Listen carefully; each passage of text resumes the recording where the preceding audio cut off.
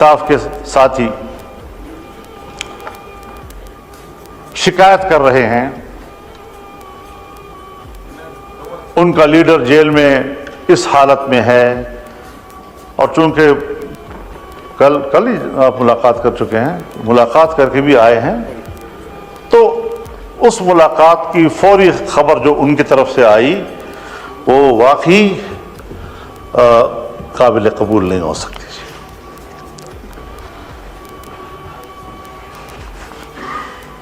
جلسے اجتماعات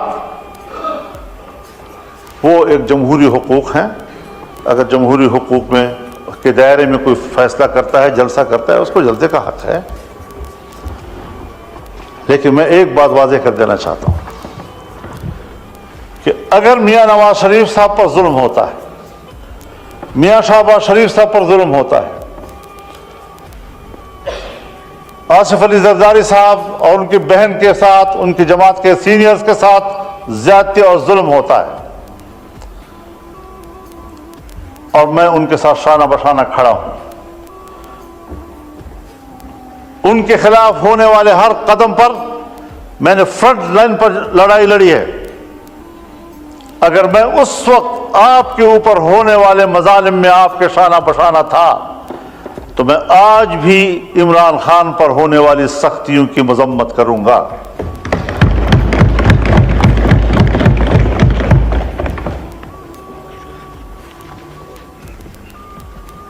اس میں کوئی شک نہیں ہے کہ ایسے حالات پیدا کیے گئے کہ اپوزیشن تقسیم ہو جائے، لیکن میں نے نہ حکومت اور اپوزیشن کو تقسیم ہونے دیا ہے، اور نہ اپوزیشن کو آپس میں تقسیم ہونے دیا ہے، اور نہ پیپلز پارٹی اور مسلم لیگ کو آپس میں تقسیم ہونے دیا ہے۔ میں نے پیپلز پارٹی سے بھی بلکہ حکومت سے بھی درخواست کی تھی کہ آپ یہ مسودہ شنگھائی کوآپریشن کانفرنس کے بعد کریں۔ میں نے پی ٹی آئی سے بھی درخواست کی تھی کہ ان دنوں میں آپ کسی قسم کا کوئی مظاہرہ نہ کریں۔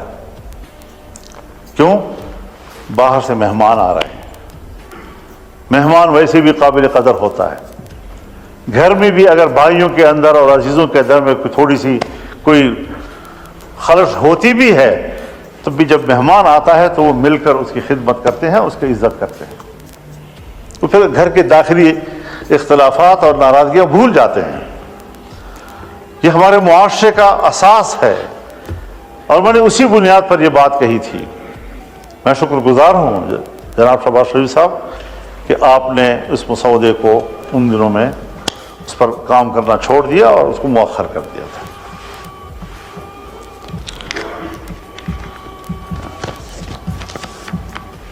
ان کاوشوں سے اور ان تبدیلیوں سے اس آئینی ترمیم کا جو مفہوم اور جس کا تصور تھا وہ مکمل تبدیل ہو گیا۔ ابتدائی مسودے کا تصور بالکل مختلف تھا، اور اب جو چیز ہم پاس کر رہے ہیں اس کا تصور اس سے بالکل مختلف ہے، اور اس صورت میں ہمیں کسی قیمت پر قابل قبول نہیں تھا، اور آج ہم متفقہ طور پر اس کو دستاویز بنا کر اسمبلی سے پاس کرانا چاہتے ہیں، پارلیمنٹ سے پاس کرانا چاہتے ہیں۔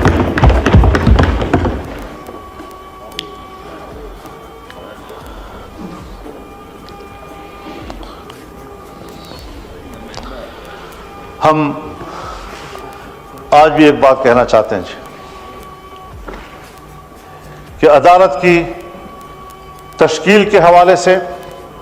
ہر چند کہ میں نے ایک آئینی عدالت کی بات کی تھی، لیکن جتنے بھی ہم نے محنت کی اور کوشش کی اور مختلف سٹیک ہولڈرز کے ساتھ بات کی، اس تصور پر اتفاق نہیں آ رہا تھا۔ کوئی کہہ سکتا ہے کہ وہ آئیڈیل ہے، اس طرح ہونا چاہیے، میں آج بھی اس نظریے کے ساتھ جنگ نہیں لڑ رہا ہوں، لیکن یہ جمہوریت ہے، انقلاب نہیں۔ انقلاب میں آپ یک لخت نظام کو تبدیل کرتے ہیں، لیکن جمہوریت میں آپ تدریجی اصلاحات کی طرف جاتے ہیں، تدریجی طور پر آپ اصلاحات لاتے ہیں۔ اس میں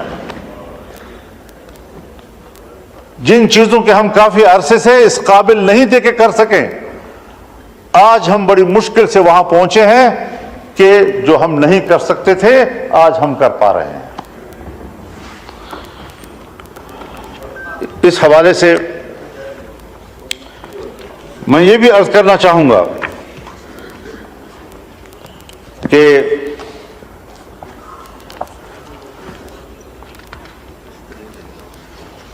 پارلیمنٹ کو ایک بہت بڑا شرف حاصل ہو رہا ہے، اس پورے پارلیمنٹ کو ایک شرف حاصل ہو رہا ہے، اور پوری پارلیمنٹ جو اسلامی جمہوریہ پاکستان کی پارلیمنٹ ہے، اور پاکستان کے عوام جس کی اکثریت مسلمانوں کی ہے، جو دو قومی نظریے کی بنیاد پر ہمارا وجود میں آیا تھا، اور آج وہ فیصلہ دے رہی ہے کہ 2028 کے بعد ملک کے اندر ہر طرح کے سودی کاروبار اور معاملات یہ ممنوع ہوں گے اور کاروبار سے پاک ہوں گے۔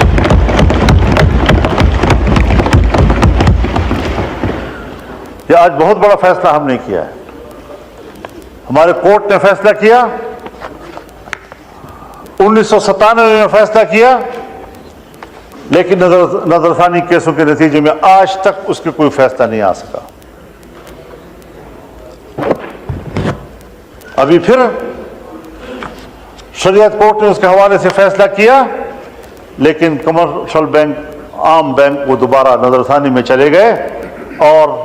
وہ اتنی کمزور عدالت ہے ہماری شریعت کورٹ کہ اس کے خلاف کوئی درخواست دے دے تو ان کا فیصلہ معطل ہو جاتا ہے۔ اب اس کو مضبوط بنانا ہے، اور اللہ تعالیٰ نے بڑے واضح طور پر فرمایا ہے، یا ایھا الذین آمنوا اتقوا اللہ وذروا ما بقی من الربا ان کنتم مؤمنین، کہ اللہ سے ڈرو اور تمہارے ذمے جو سود کا کوئی مال ہے اس کو چھوڑ دو اگر تم ایمان والے ہو، اور اگر نہیں کرتے فإن لم تفعلوا فأذنوا بحرب من اللہ ورسولہ، اگر تم یہ کاروبار نہیں چھوڑتے تو پھر اللہ کے ساتھ جنگ کے لیے تیار ہو۔ اور مفسرین نے لکھا ہے کہ سودی کاروبار کرنے والے آخرت میں جب اللہ کے سامنے پیش ہوں گے تو اللہ کہے گا تلوار اٹھاؤ، لڑو میرے ساتھ، جنگ کرو میرے ساتھ اگر تیرے اندر ہمت ہے تو۔ کیا وہ اللہ کے سامنے تلوار اٹھا سکے گا؟ لیکن اللہ اسی پر اس کو شرمندہ کرے گا اور ذلیل کرے گا کہ تم نے دنیا میں سودی کاروبار کیا تھا، اب اٹھاؤ نا تلوار، میں نے تو تیرے خلاف جنگ کا اعلان کر دیا تھا۔ تو اس حوالے سے میں شکر گزار ہوں کہ حکومت میں شامل تمام جماعتوں نے ہمارے اس ترمیم کو قبول کر لیا ہے، اور ہم اللہ سے من حیث القوم معافی مانگیں، اور یہ پارلیمنٹ قوم کی نمائندہ ہے۔ ہم جب یہاں پر بیٹھ کر اس 77 سالوں کا جرم اس پر اللہ سے معافی مانگیں گے تو اللہ غفور الرحیم ہے، انشاءاللہ وہ پورے قوم کو معاف کر دے گا۔ ہر بات، یعنی آپ خود اندازہ لگائیں، جب پاکستان بنا اور ہم نے اسٹیٹ بینک آف پاکستان بنایا تو اسٹیٹ بینک آف پاکستان کی افتتاحی تقریب سے قائد اعظم محمد علی جناح نے خطاب کرتے ہوئے فرمایا کہ مغرب کے نظام معیشت نے ہمارے لیے مشکلات پیدا کی ہیں، بلکہ انسانیت کے لیے مشکلات پیدا کی ہیں۔ ہم ملک میں وہ نظام معیشت لائیں گے جو اسلامی تعلیمات کے مطابق ہوگا۔